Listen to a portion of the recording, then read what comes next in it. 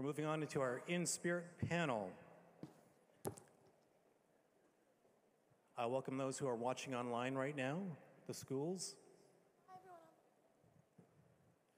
Welcome to the Inspirit panel, Reconciliation Dialogue. Be the change. Young people, healing the past, building the future.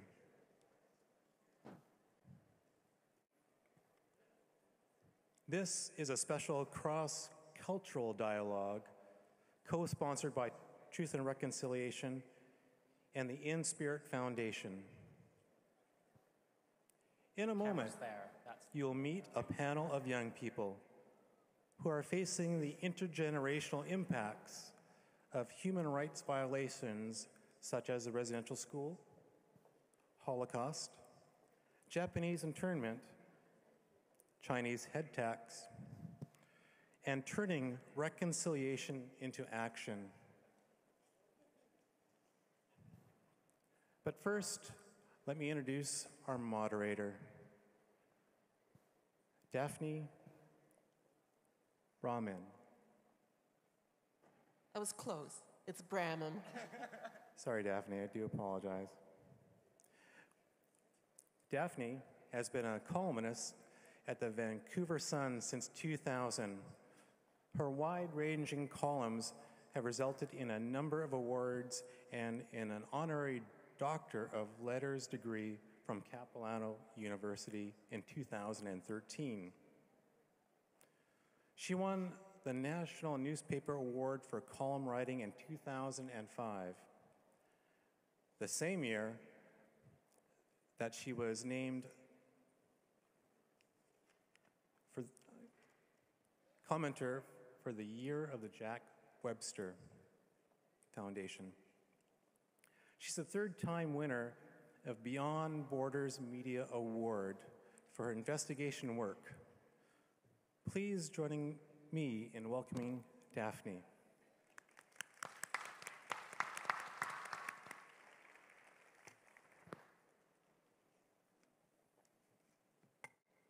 Thank you very much. Welcome, everyone.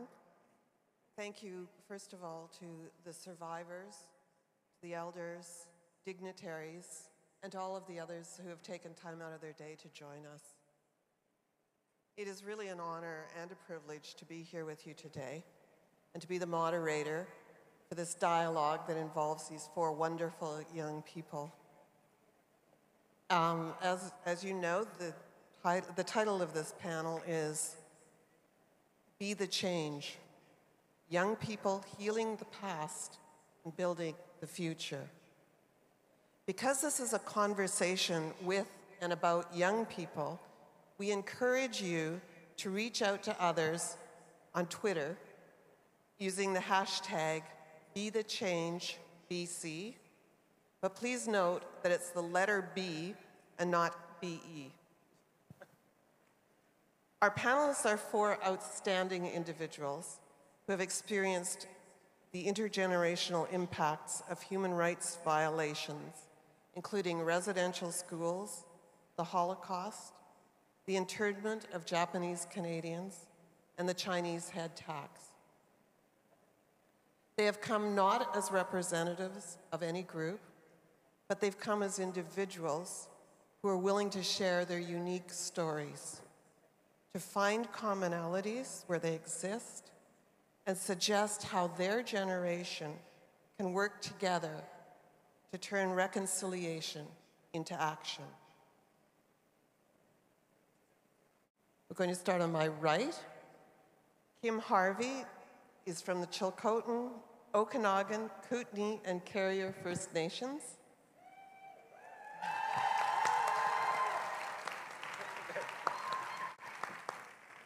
She's a youth advocate, facilitator, artist, and actor. She has worked for the Urban Native Youth Association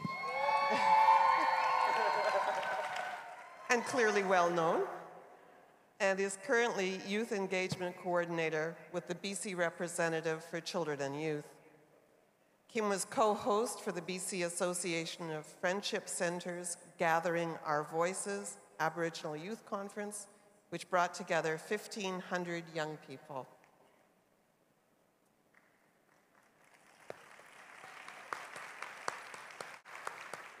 Next to Kim is Kevin Takahide Lee. He's an opera singer and music teacher. He's also the founder of a choir for newcomers to Canada. Kevin has been researching the history of Japanese Canadians from the 1900s to the post-Second World War period in order to better understand his family's history and work towards reconciliation.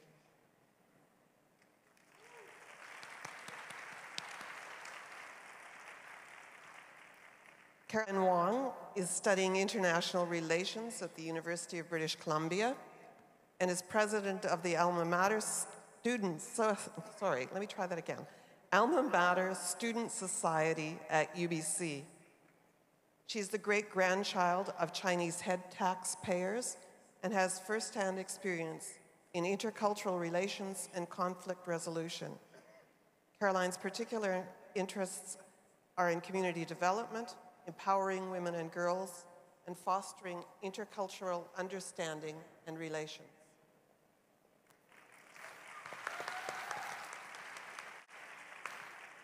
And rounding out our panel, all the way from Toronto, which we don't hold against him, is Danny Richmond.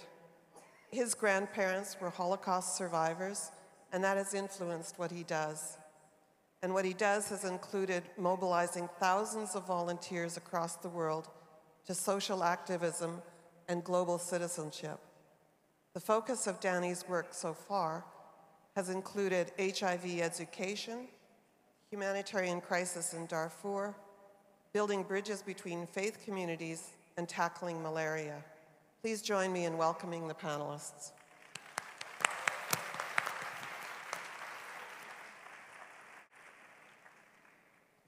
What we're going to do to start the panels and to start the conversation is to ask each of them to tell us a bit about their own family story, their own stories, and their own unique perspective on being intergenerational survivors. And Kim has graciously agreed to begin, so Kim, the floor is yours. Hunlisha, Soizi, Nankaini Chilcotin Okanagan Kutin Carrier, Sechanaya Lima Limt. To any Chilcotin speakers out there, if I didn't get it right, my apologies. As an intergenerational survivor, language is something that I continue to work on. I would really like to thank the TRC and Inspirit for having me here today. And I know we're doing the acknowledgements of the People's Territories whose guests we are here today, so thank you again. I'd also really like to thank the young people who are here today. I know that SFU and UBC had time off, and I know that there are some high schools here. As a youth engagement coordinator and champion, I highly value the opinions and the presence of young people. As a youth engagement coordinator for the Representative of Children and Youth, a part of my position is empowering young people across the province in vulnerable situations whose fundamental rights aren't being looked after. So if you want to learn more information about the RCY, we're over at the booth there. I have to put a shout out to them. In terms of me being here on this panel and the effects of intergenerational trauma, one thing that we had talked about is that a lot of people don't really know what that is, and I think that's something that our people are still trying to decipher as well. You can do a lot of great Googling in terms of what the effects are. In terms of me being a survivor, that's a new term that I'm coming to grips with in terms of my own personal journey of reconciliation. My family, in terms of their effects of residential schools and the legacy of that, my grandmother had 13 children. About 11 or 12 of them were taken away to residential schools. On my father's side and on my mother's side, I've lost an uncle on both sides to alcoholism. And in terms of what that meant for me as an individual, a lot of it, in terms of it, comes back to identity. Figuring out who I am as a person, because all of that was lost. Me and my family work constantly on who we are and with the values that we hold. A loss of language to me is a huge one, a loss of culture, a loss of value system. But one that I see so present in the community is we kind of forgot how to be a family. When you take young people away from their family and put them in different residential schools purposely so they cannot interact with each other, they cannot speak their language, it's really hard to learn how to be a brother or a sister. or how to be a mom or a dad. And I think that's one thing that our community still struggles with. And it's something that's integral to the social well-being of all of our young people and the future generations of the Indigenous peoples to come. In terms of me personally, my effects, the trauma that I would encounter, I would say, is that I suffer from a few things. One being anxiety. I really don't like leaving my family. It's something that I continue to work on. And the idea of culture. I grew up in a predominantly white community. Me and my other two sisters were the only really Native people in our school. And in the idea of honesty and transparency, I encountered really uncomfortable moments as a young person. Specifically, we had talked on the phone, like in grade 4, when we first started learning about social studies, and we all learned about the Haida. I had my social teacher being like, and the Haida do this, right, Kim? And I was like, I don't know, I'm not Haida, I have no idea what's happening, like, I don't know. And those really uncomfortable moments are put on young Indigenous people all the time. I had the privilege of working with the Urban Native Youth Association's Young Spirit Summer Program, and I got to spend 2 months with young people, 11 to 13 on Vancouver's east side, who asked very fundamental and beautiful questions about, well, what happened? Why is my family like this? Why is this way? And that level of communication and transparency between the generations has really, really been lost. And I know Caroline had mentioned earlier on the conference call, in the idea of intergenerational trauma, we hear about the negative things so often, about the alcohol and the drug abuse, and there are so many horrible stereotypes that our young people face every day. As a young Aboriginal growing up, I remember my parents telling me very early on that whenever you walk out the door, you are not just Kim, you are an identifiable Aboriginal person, and you carry the weight of what that means to you. And that's really hard for young people, that when I go out and I do things, it's never just me, it's always that Aboriginal person doing something. And to me, of the plethora of intergenerational trauma effects in being a survivor, I think to me the idea of family, community, and identity are the ones that I have struggled with the most, and I believe our young people have as well.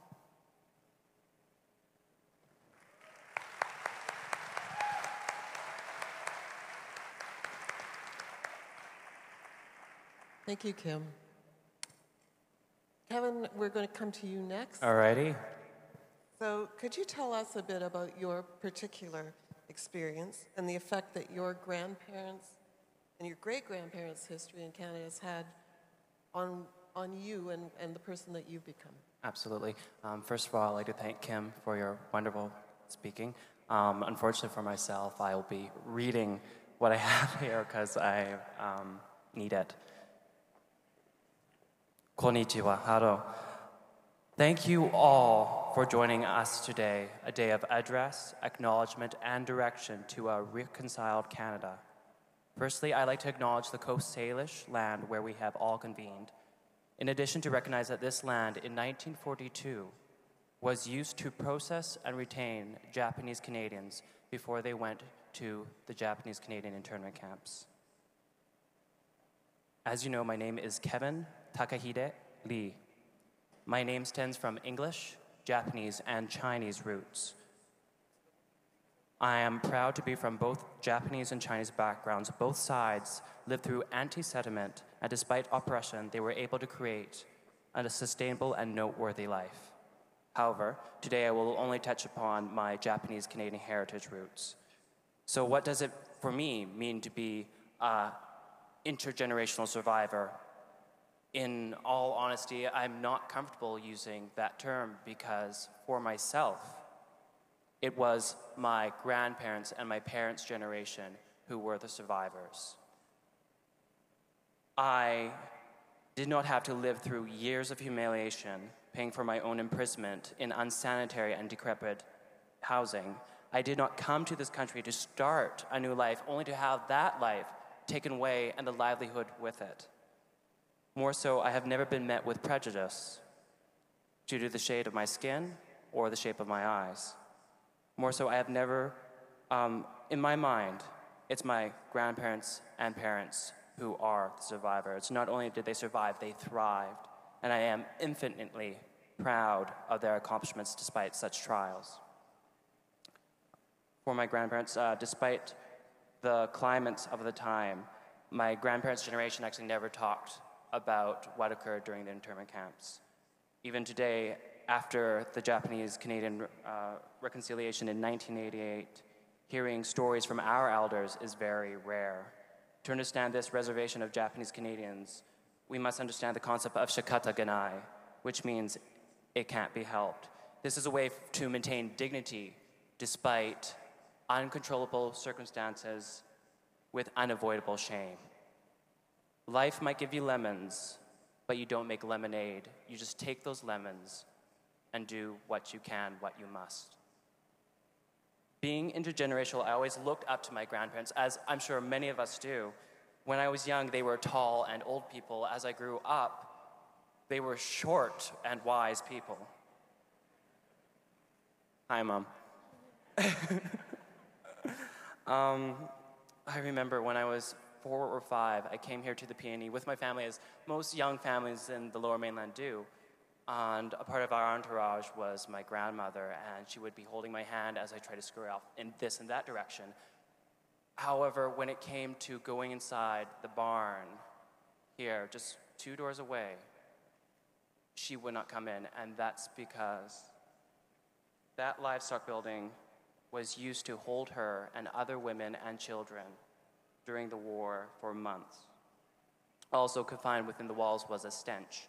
Horse and cattle manure lingered between the floorboards, and no amount of cleaning could actually get rid of that smell. To add to the lack of sanitation, their toilet was an open trough with no seat cover in one large open room.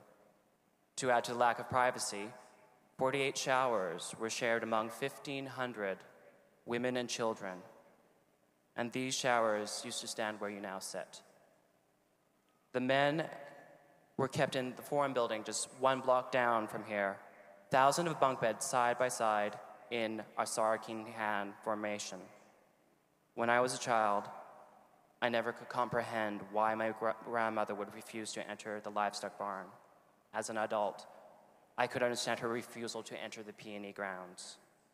This is what it means for me to be an intergenerational Japanese Canadian. People that I love and admire were wronged, humiliated, forgotten, and unjustly imprisoned by the country that I hold dear and call home. Yet from their endeavors, I was born in a very supportive and driven environment full of pride and honor. Without their support and drive, I know I would not have made my academic achievements, being a degree from the University of British Columbia and another degree from the University of Western Ontario. Without their pride and honor, I would not have been able to represent and adapt my work to my work that has included for performing in front of thousands and being able to work with the needy. Because of my Japanese Canadian heritage, I'm able to work in the field I want and how I want to. Finally, in my own opinion, it is because of shikata ganai and reconciliation that I am able to call myself a Canadian. Domo arigatou gozaimasu. Thank you very much. Hajimashite. Nice to meet you.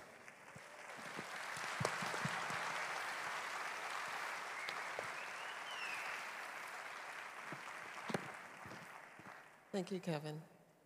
I think it's so powerful for you to locate that story where we're sitting. I think it really brings it home to us just how history is so much closer to us than we think. As I mentioned in the introduction, some of Caroline Wong's family came to Canada when there was still a Chinese head tax. So Carolyn, can you talk to us about your family and where you've come from and where you're at now? Sure thing.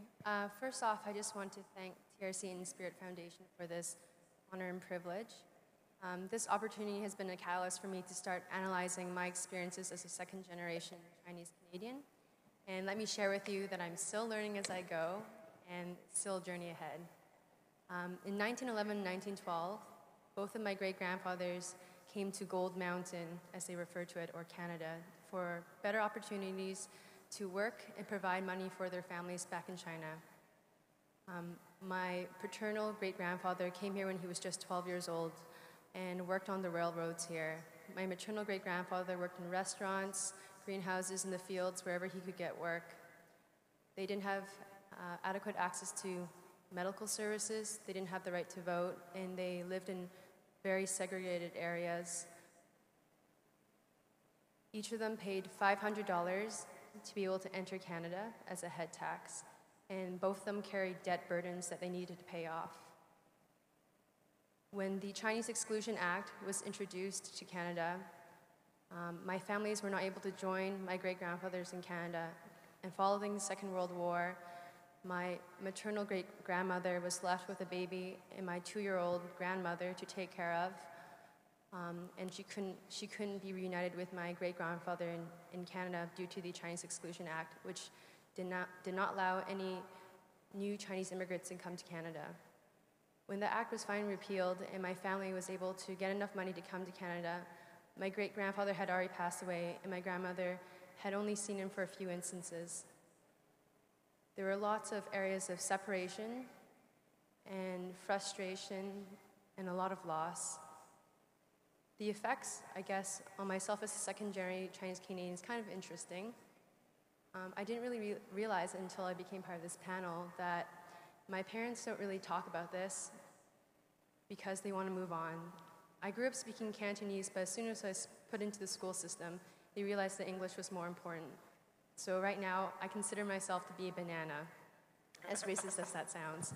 But I grew up rejecting the stereotypical Chinese person, the fob, as you would call it, because I wanted to be Canadian. I wanted to be as white as possible and reject that image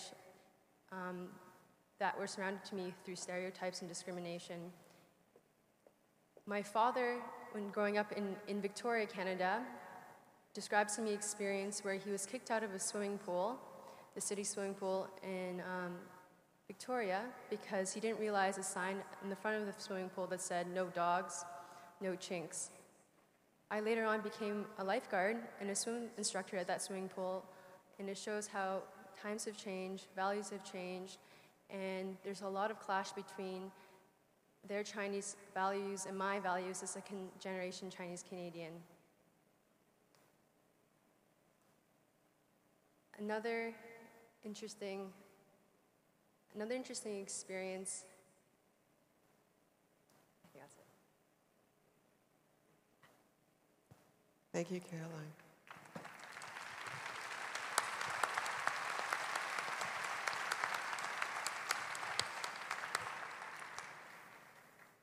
Danny, the other panelists have talked about the trauma experienced by their families, but those traumas were in Canada. For you, the experience as being different. Your family, the trauma that they suffered was in Europe, and they came to Canada as a respite, as a safe place. So can you talk a little bit about your experience and their experience?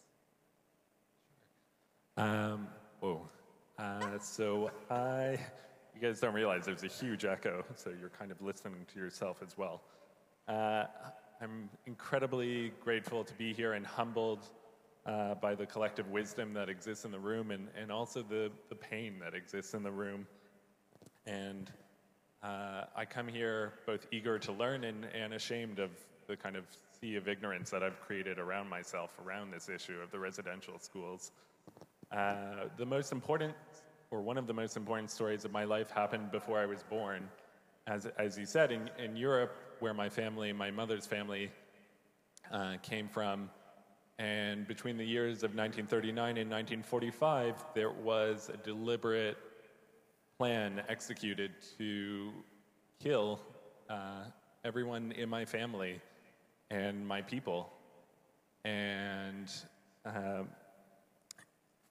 my grandmother, Oli Middleman, and my grandfather, Andrew Middleman, lived through things in their 20s that I can't even begin to imagine having to live through. And of my grandmother's entire extended large family, only her siblings and her aunt remained from that entire massive family that they had before the war.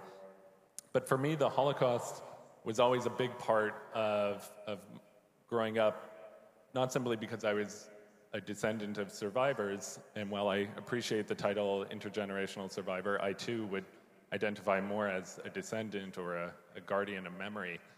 But also as a Jew, it's so deeply a part of our people, this open wound from 60 years ago. And of course, but for me, the way it entered my life was really every Shabbat, every Friday evening, my family got together, my mother's family and my aunt's family, under the kind of matriarch of our family, which was our grandmother, and she would cook these incredible meals, and of course, you know, there would be controversial conversations between the family, and you know, a lot of questions about when are you getting married, when are you going into law school. But when I think about how the Holocaust entered, I think of the wall of my grandmother's dining room, which had photos and paintings and just knickknacks that spoke to three lives that my grandmother held, which was the life before the war, the ordinary life that they had, the life of the war in the Shoah, which is what we would call the Holocaust, and then the life after the war, which was after she came from Europe to Canada. And all of these spoke about the different lives. And, you know, like Caroline's family, it was definitely, or different a bit, I guess. It was present, and every so often something would give a recollection of that to my grandmother. But for the most part, I really remember my grandmother saying at the beginning of anything she would begin, which is, what can I tell you? She would say it in a sweet Hungarian accent. What can I tell you? But, and I never fully understood why she said that until I became an adult and I moved out and I started to speaking to people who didn't know anything about the Holocaust, and I said, what can I tell you that gives you an ounce of understanding of this kind of immense part of life and death? And so it was always part of our life, and there was other kind of memories of a spoon from Auschwitz that had a hole in it, and that was just alongside all the other. And there was only one thing that they really had from that life, because everything else was taken from them. And it really gives you a sense of the value of what you would take. You know, everything in my life I would probably ditch, but we had 2 candlesticks for which are very significant for Shabbat, because we light candles to welcome in Shabbat. And they stood there as a kind of testimony to a life that was lost. And so it was always part of my life, but I never fully, I just connected to it as part of my people, and I never really saw it as my part of my life, and I had trouble articulating the idea that someone tried to murder my family and put it on those terms, rather than it was part of this grandiose plan to execute millions of people. And it wasn't really until I grew older and started to learn the story of Rwanda's genocide that I really started to connect with it and feel, and it tapped into this inner rage that I had about this idea that I can't believe in this world today. And certainly I take no exception to the idea that residential schools continued until very recently. Even today, we can have this level of inhumanity. That I found just unacceptable, and that in a lot of ways sparked on my desire to kind of build a more peaceful global world. Yeah.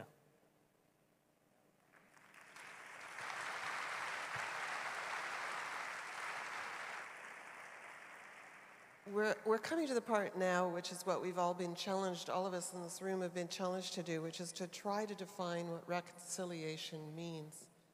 And I think we're going to divert a little bit from the script, because I think what's interesting from what I've heard so far is that there is a silence in many of your families around this. So we will get to this question of what does reconciliation mean, but perhaps we should start with that. And Danny, if you don't mind, could you start us out and talk about whether reconciliation requires that talking? And for you, without hearing about it, how can you reconcile it? The silence of my grandmother. Yeah, so if I remember, we would have annual Holocaust remembrance ceremonies where my grandmother would come up, and there was a bit of kind of strength and honor, and she was an incredible woman of blessed memory, and I remember just always feeling awkward about asking, because there was this sense that, oh, why would I ever want to return them to a place? And what I hadn't realized was she was always holding those worlds with her, for good or bad, she held them all the time, and I was always afraid to really force her to go back into that world. And thank God, in preparation for this panel, one of the things that Steven Spielberg did, which was absolutely brilliant, was he created a foundation that went and recorded all survivors. And so my grandmother recorded about an hour-and-a-half tape that really went through at a chronological and went into questions that you would never ask your parents, or at least I didn't. But in an ideal world, we should feel a safe space to ask that. So what does reconciliation mean then? So Kim, I'm going to come back to you, because you also talked about language and not hearing the stories and not being able to hear the stories. So what does reconciliation mean for you? Reconciliation to me really comes down to truth, education, and that knowledge-sharing practice, because it really, in the end, is about relationship to me. To truly reconcile with somebody, I really need to understand what happened to you, who you are, and as a community member, what I can do to make our community better. And I think, to me, the idea of reconciliation, it's become such an owned word in the Indigenous community, but it's not being really looked at, to me, in some ways as a shared experience, that the residential schools were done from an outside party. And we talked about this question, and I get it. I think anyone who's lived gets well, why don't you just get over it? Why don't you guys just get over what happens? And that's a really frustrating question to me. And it depends on what mood I am in if I'm gonna answer that, and who the individual is, and what my patience level is. Because to me, it directly takes the onus off of the shared relationship. That somehow this entire country is not involved in the reconciliation portion. And that, to me, is a disservice to this nation. In terms of reconciliation, thank you.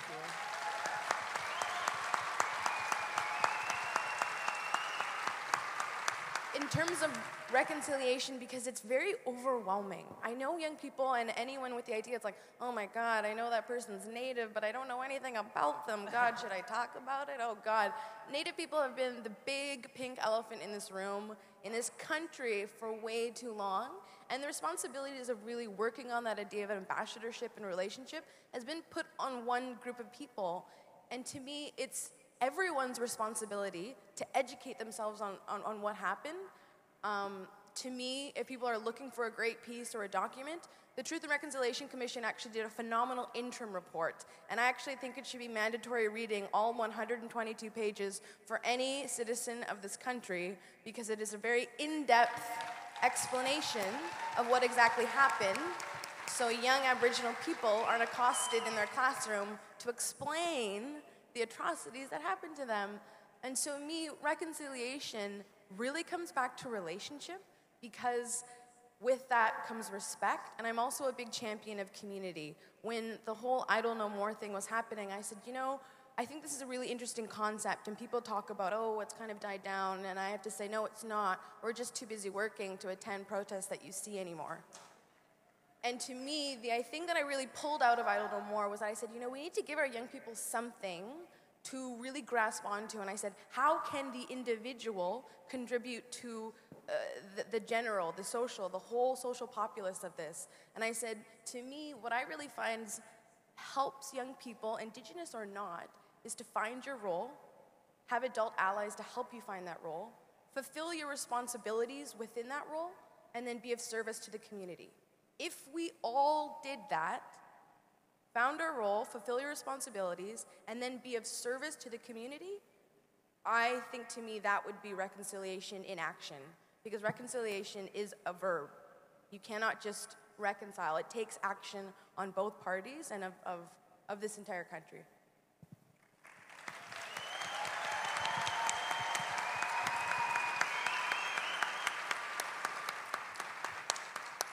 Thank you. I wish I had written that down as you were saying that. I'm going to come to you next, Kevin, because you talked about how within your family, within your culture, it really was, we won't talk about it, that we just need to move on. So how within your community do you think reconciliation has worked?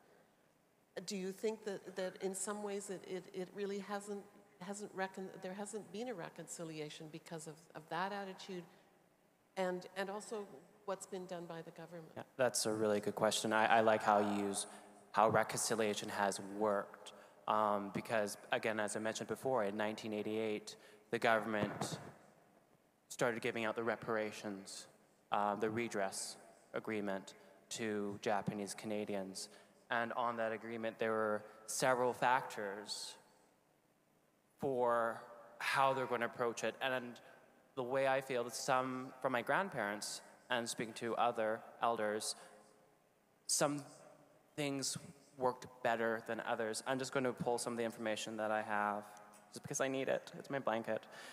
Okay, on September 22nd, 1988, the House of Commons acknowledged the wartime wrongs and to announce compensation of $21,000 for each individual Japanese Canadian who had been either expelled or from the coast or was alive before April 1st, 1949, and remained alive during the time of the signing of the agreement. That was one part of it. And I just want to make a note that this is for individuals who were still alive at the time of the agreement. No means for individuals, such as many of my generation, whether it be my great-grandparents and so forth, a lot of them had passed. And they bore a lot of the forefront of what was going on. Talking to people who were put in internment camps, Canadian internment camps, who were younger, it was very different for them. It was almost like going for camp. There's no school, you get to play outdoors, there's that aspect. So what was actually occurring was somewhat foreign to them. However, for the parents of these children, they had to worry. One thing about the conditions were a lot of the housing that they were in was decrepit.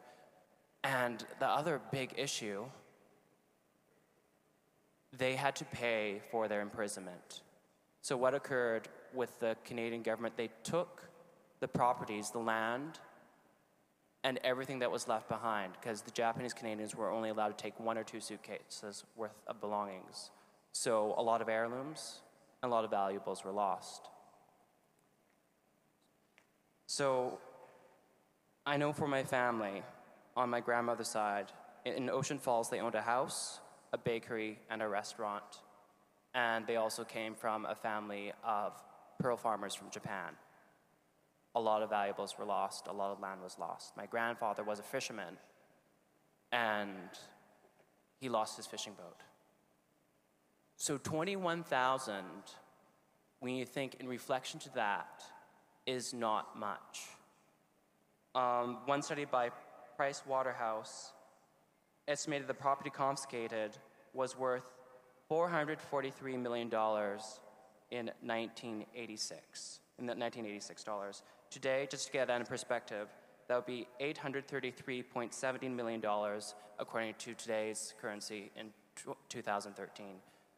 So that money didn't mean much. However, what did mean much more was the investment into the communities. The government funded $12 million to rebuild infrastructure. And from there, we had community centers, retirement homes, places that could preserve culture and reunite people who used to be neighbors until they were taken away into the internment camps. That being said, I also do feel and sense that some individuals didn't like the idea of being put into retirement homes because, again, it's communal living. And the last time they were in communal living was during the internment camps. So that, for some, was a painful experience to be returning to. Another thing that they would look favorably on the funding was $24 million for the Canadian Race Relations Foundation, Civil Rights Projects, programs, and conferences. From there, they wanted to ensure that this never happened again. And one thing that occurred with the Wars Measure Act, the Wars Measure Act was changed. So hopefully that what was occurred to my grandparents and their generation wouldn't happen again. Thank you.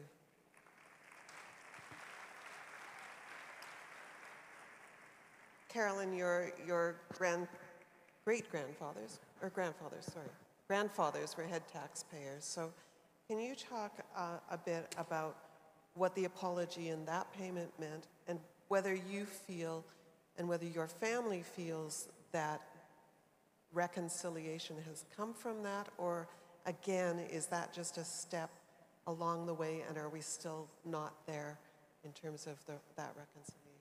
Sure. Before I start talking about that, I failed to mention one intergenerational effect that I was feeling, and I still feel. So with my parents growing up feeling that we needed to move on, they instilled a huge sense of pressure and expectation that I needed to work harder and I needed to be better than the stereotypical Caucasian Canadian if I wanted to get in the world. So I needed to be good at school, get a good job, get a good family, and that kind of pressure made me reject, again, the Chinese person that I was and perpetuate more stereotypes. In terms of reconciliation, my grandmother, maternal grandmother, I consider her to be a warrior. It's interesting to hear the other youth speaker, Seth, consider his grandmother to be a warrior, because she's definitely a warrior, my grandmother. She's the president of the Head Tax Family Associations of Canada, and I only found this out maybe 2 years ago because of a language barrier. And when I found this out, I was like, oh my goodness, Grandma, you're awesome. But for her, she's been fighting for head tax redress. In 2006, the federal government offered an apology and compensation for head tax survivors and their spouses.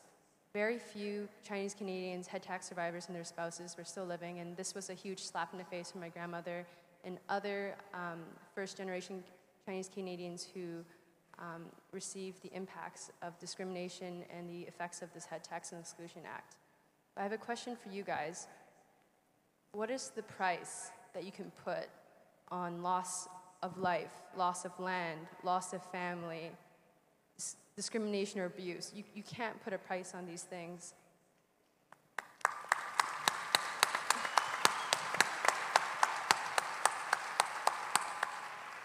And so that I understand that my grandmother is fighting hard to get this symbolic gesture of compensation for the first-generation Chinese Canadians, but that's only part of the answer.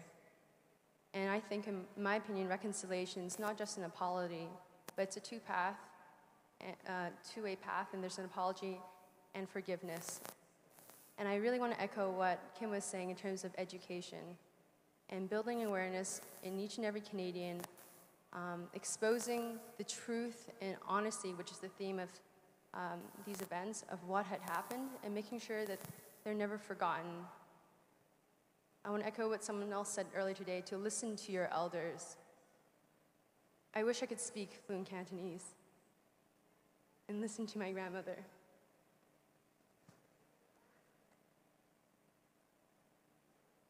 I think reconciliation also starts with youth and building this intercultural understanding without prejudging a culture or a group of peoples. Develop intercultural sensitivity and fluency. Do your research, look into it, talk to your peers, and I hope this is the start of many other dialogues in action. Thank you.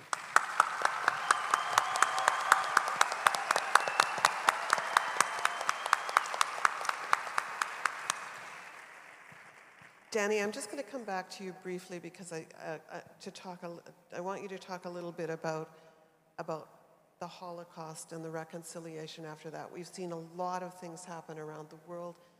What do you think has worked, and what do you think, again, still needs to be done all these many years later? Yeah, so reconciliation for the Holocaust, because it was at such a widespread global level. You know, it's interesting on the call when we were talking about who is the perpetrator for the Holocaust. There's everyday people implicated in that, and then there's systems, and there's full nations. And so, trying to pinpoint one person who I can accept an apology from, you know, the German government's apologized, but how do you accept? So it really, for me, I feel like it's that reconciliation between the trust in humanity that this kind of persecution won't happen again, first to the Jews, but then globally, you know, that for me, and when you say the word reconciliation, and I think of the word, or the words that come to mind is, how do you make sense of this all? How do you make sense? You know, I brought a photo, I don't know if you guys, I brought a photo, to give me comfort, of my grandparents who have passed away, but also to give a sense of that humanity, to make sense of how do you take all the systems of a government, of a justice system, of police, of military, of all these things that I now think of as systems to protect me, and then flip it on that and say, this was the system that in Europe that killed people and was used at every level. And so when I think of reconciliation and making sense, it's about flipping and guarding that those systems are maintained and put in place so that none of our communities are subject to that kind of persecution. And that, for me, it's the active, the real stuff. You know, the money and the apologies, I think that's up to the survivor community to really decide how they interpret that. But for me, it's about guarding those international, and in Canada, our institutions, to ensure that they're not continuing this kind of persecution. The other thing I would say about reconciliation, that for 5 days ago, Jews had Yom Kippur, which is our annual Day of Atonement, where we ask forgiveness from one another and our communities for the things that we've wronged people in a year. And this notion that an apology suddenly stops any of the questions or any of the, you know, pain is, I think, a false one. And this idea that we come back to it every year at least and say, how are we doing? We had the apology from the government, but how are we checking in? Are there things that are still coming up? So that for me is... So some sort of benchmarking along the way that we keep checking up to see how we're doing. For sure. Kevin, I want to come back to you for one thing that we spoke about earlier. Mm-hmm. When we had a conference call, and we had a wonderful conversation. So for us, this is a continuation of one. But in that call, Kevin talked about your grandmother gave the money that she had been given. Yes. And tell us about that.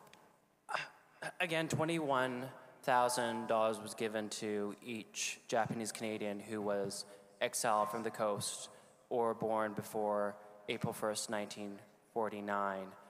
And with that money, for some, came an insult. So, to my understanding, my grandmother, I don't know how much she gave, but she donated a good amount of funds to the Shadbolt Center back, I don't know, in I can't remember when it was. But one reason why she donated to that cause was because I and my sister and I, we went there to participate in the arts. And she saw that investment, an investment of us, an investment of the community. And for my grandfather, with the money he received, he invested it in Nikkei National Museum and Cultural Center here in Burnaby, and many other Japanese people. If you look at the donor walls there, a lot of Japanese donors, a lot of Japanese people who wanted to invest in their community, in their culture, because community and culture, that has a much more longevity and ability to do good than one individual person can. Thank you. So it sounds, if I can just do a little brief summary here in this section, it sounds like what we're saying is that we need, what we need to have is more education for the people who are the survivors.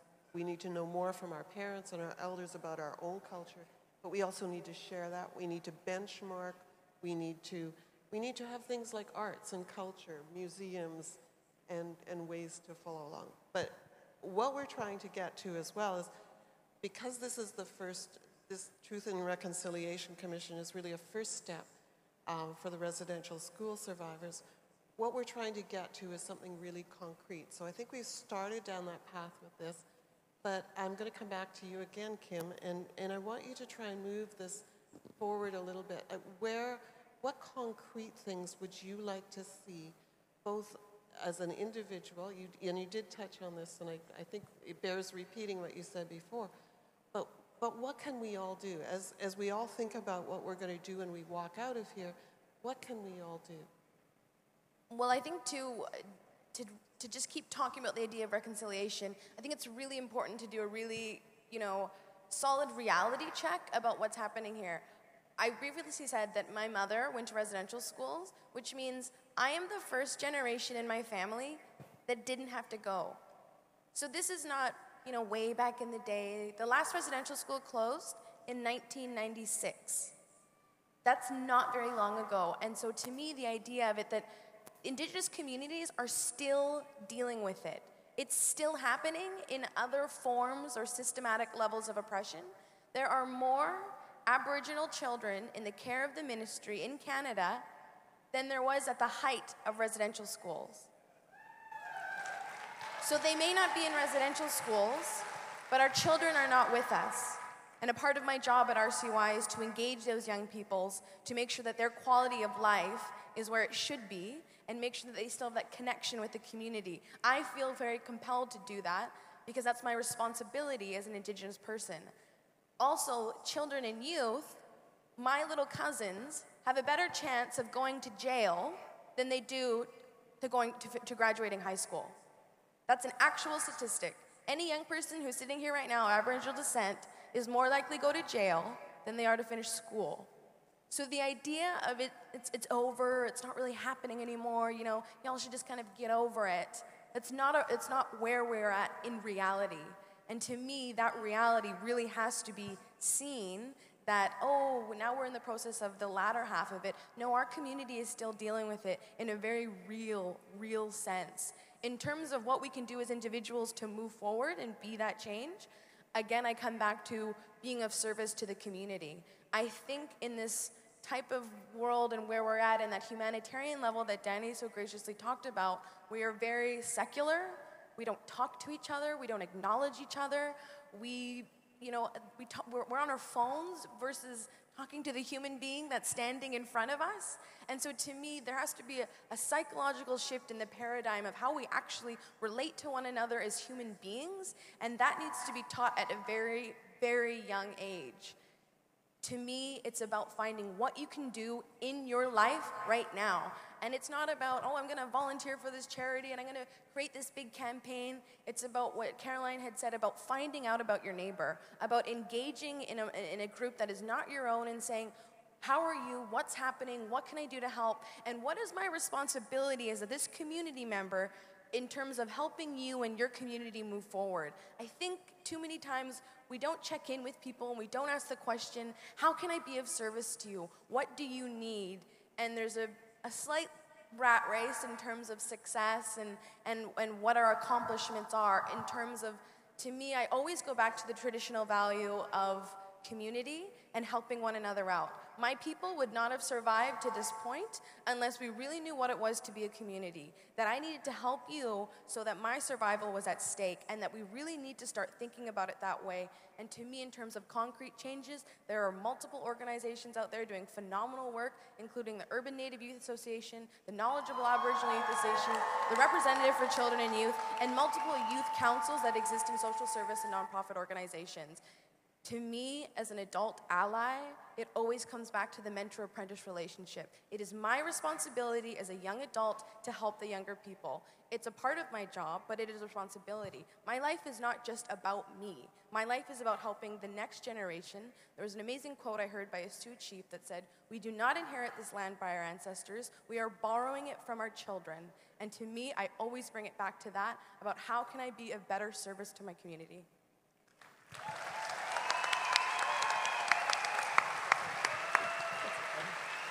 Anybody want Kim to run for office? There's too many politicians in politics. I don't have the attention span. Danny, why don't you carry on then? Oh, this is why I never speak. What do we need? What do we need to do? I mean, obviously, I think we all agree, certainly with what Kim is saying. It is individual responsibility, but what kind of responsibility? How do we do that? Do we do that within our families, within our homes?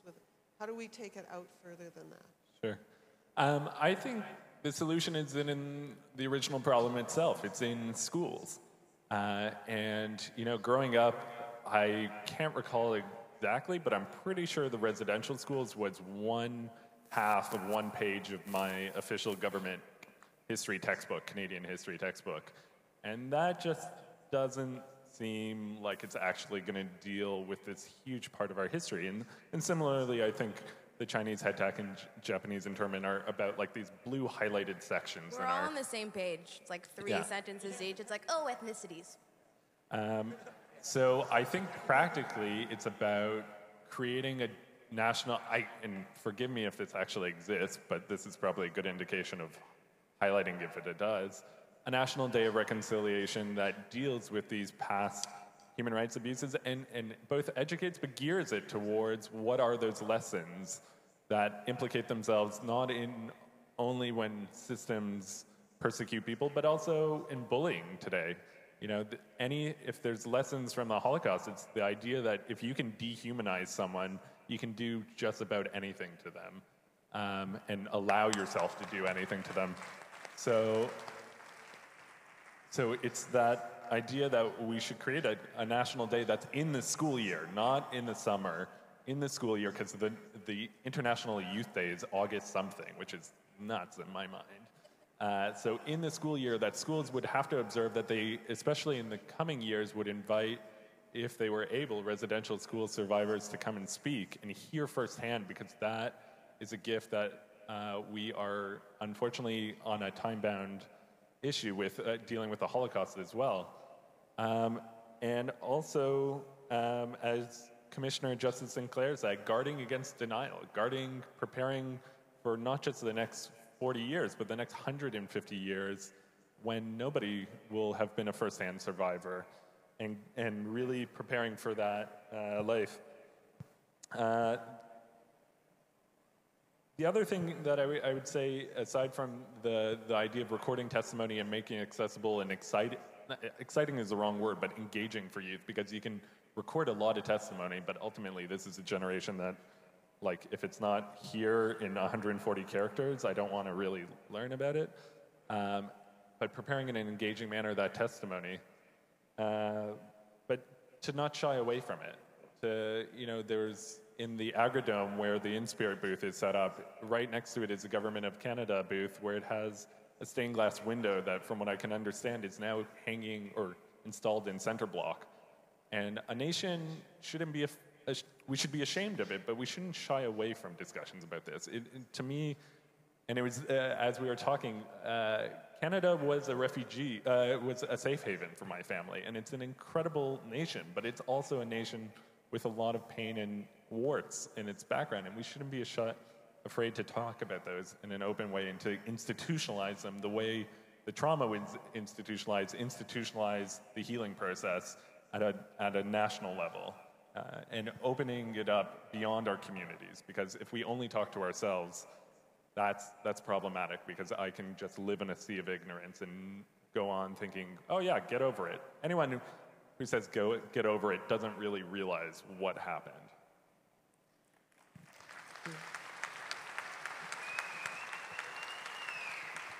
Carolyn, how do you see where we move forward in terms of reconciliation, both for residential school survivors, but for all people who have suffered from traumas, who are not the direct suffering the direct effects, but how do we carry it forward, and what do you see are concrete actions that you could take, or that we should all take, or that you could recommend for I would really suggest to examine what you're saying, what your actions are towards your own cultural group or to other cultural groups. I really challenge you to develop your intercultural understanding, to read more, understand more about Indian residential schools and about different Canadians or other cultural groups here. I challenge you to question, which is what I'm doing to myself right now, what does it mean to be Canadian? Or, if you're from another place, what does it mean and what is your role in this community? Listen to your elders, research into your family's history, and you're going to find some gems there.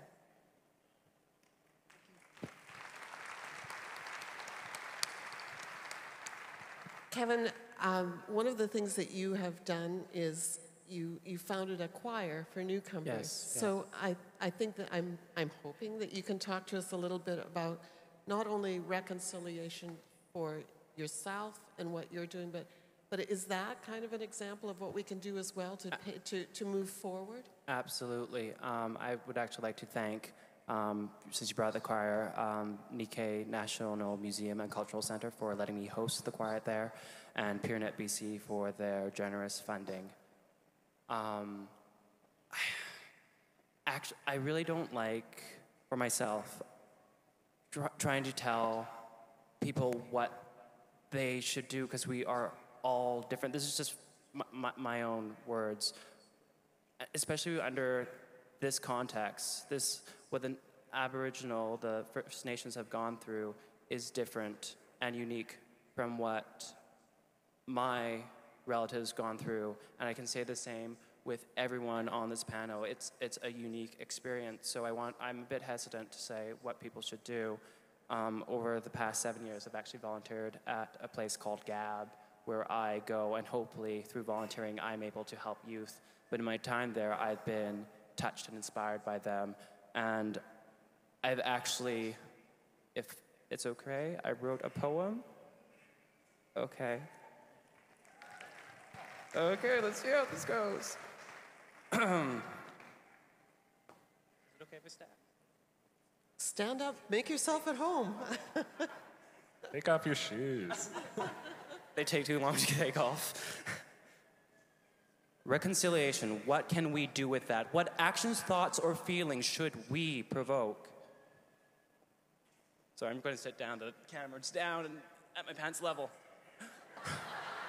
Not that type of show. Okay, thank you. Thank you very much. I would like to throw a thanks out to all the volunteers as well, and the camera crew. The technicians. Reconciliation, what can we do with that? What actions, thoughts, or feelings should we provoke? My generation, with all the technologies, words crowding, piling into our heads, jumbled up, tell us what this means. Stop and think to find a path of meaning. Lead us to an unknown destination, for only when we know where we have come and what we have had and what has been done, can we see where we can go. If our eyes are open, if our ears are open, then we will hear. If our eyes are widened, then we can search through plentiful avenues ripe for picking for each of our talents, ample for application. Go us to record the stories tableted into our essence. Then copy and paste format, we scan this image to our friends, family, strangers with gifted open arms. Only finding a way to unite in common understanding can connection come. By connecting can a common covenant found. Those who have been blessed with the knowledge, whether lived or learnt, please feel free with courage to passively proclaim to others through crafts of words, sounds, smiles, or passions, to touch and reach. For if every person or persons is an island, let us be linked. Let us be a nation of islands, so through commonality, we bridge united and afloat on a rippled sea. For only when you and me become us and we can any reconciliation be.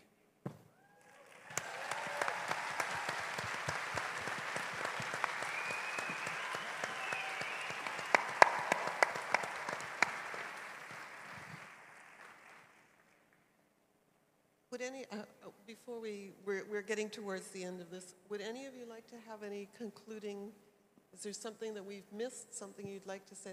And thank you, that was a wonderful poem. Is there something you'd like to actually. I would just like to thank,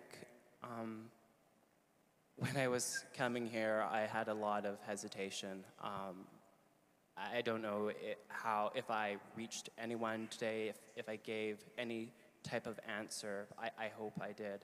But I would also like to thank everyone who gave me the courage to come up here today, the support of my family, my late grandmother and grandfather who believed in me so much, and it's something I'm starting to understand and believe in myself.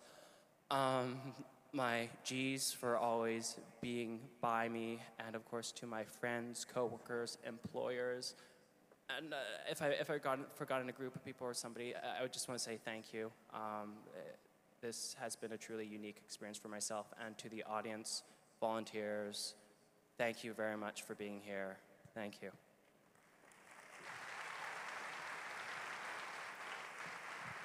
Caroline. It saddens me when I see my grandmother lead a rally down Chinatown in Vancouver, and all I see is a rally of very elderly Chinese people. Where are the youth? Where are the other generations in between to support what they're doing or to learn about our family's history? So I really encourage you guys, leaving this dialogue, to start your own dialogues. And I hope to connect with you guys later on at the booth. And I really want to create a strong support network with you guys and continue this dialogue and make sure that we never forget what happened in Canada's histories.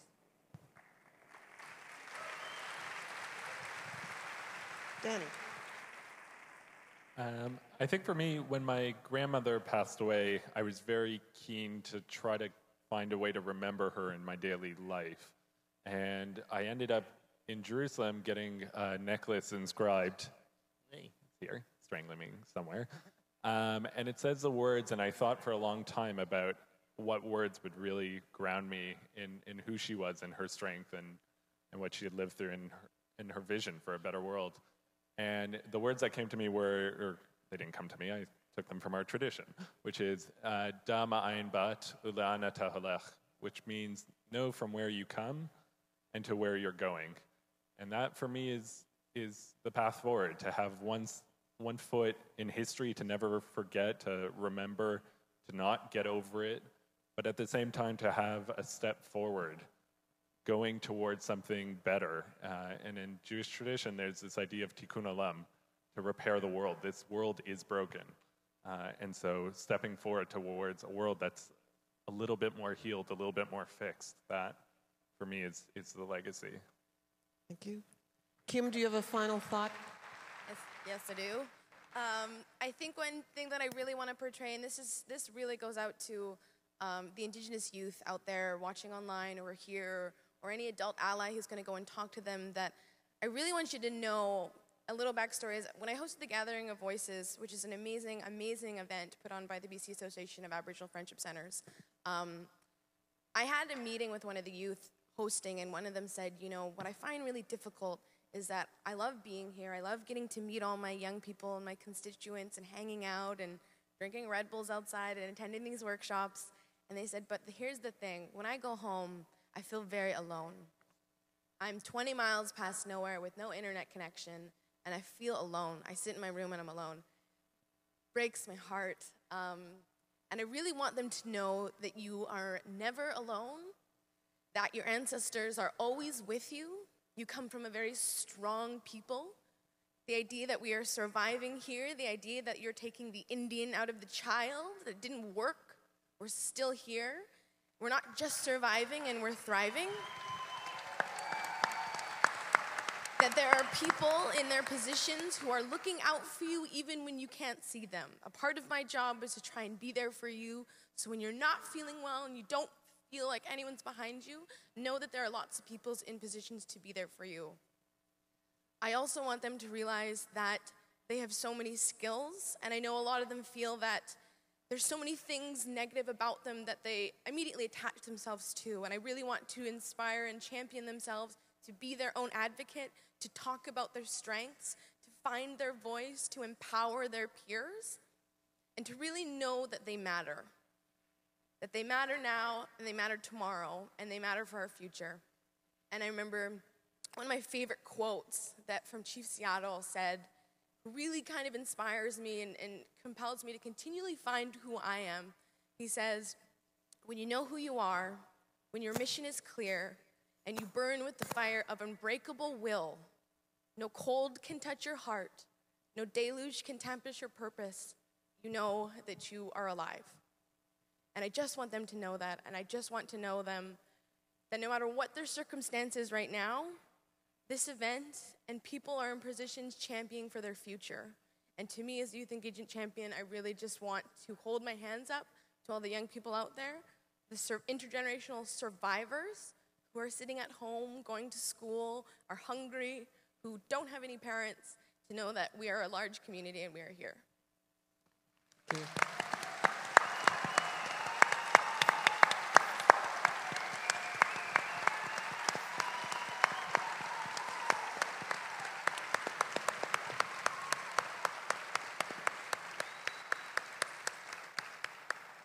Thank you to all of you. As you can see, we have been so privileged to get to know each other. We, as I said, we've had a conversation before this, and we all vowed at the end of the last conversation that that would not be our last conversation, and nor would this be our last conversation. I think one of the things that we've heard today and learned today is that we do honor our ancestors, that our strength comes from our past. It comes from the elders who teach us. It comes from the mothers who nurture us. It comes from the fathers who hold our hands and make us strong. And I think what we learn too is that if we have strong ancestors, if we have strong stories, if we have a language that we can all speak, if we have commonalities, if we can build bridges, if we can find things between us that resonate, that what we build is a stronger society. What we do is we build links and we find friends and we create communities and we create those safe spaces for people to be. We also use that information and those relationships to create the institutions that we need to protect those safe places. But we can only make those institutions and make those things work if everyone is included, if everyone is a part of that. And so I would like to thank all of these wonderful young people because they give me faith that we will move forward in a way that is better than the past. And I'd like to thank all of you for coming here. So first, let's just thank the panelists one more time.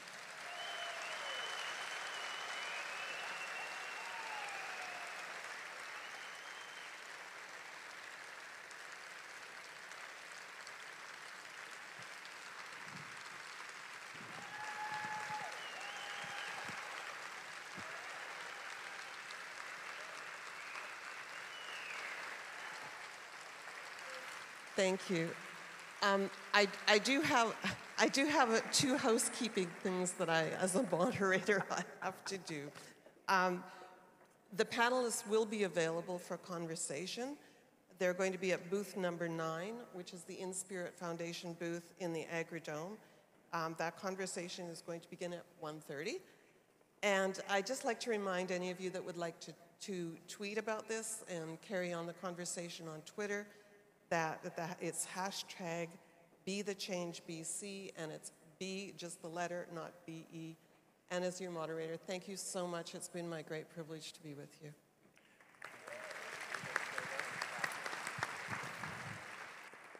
Daphne?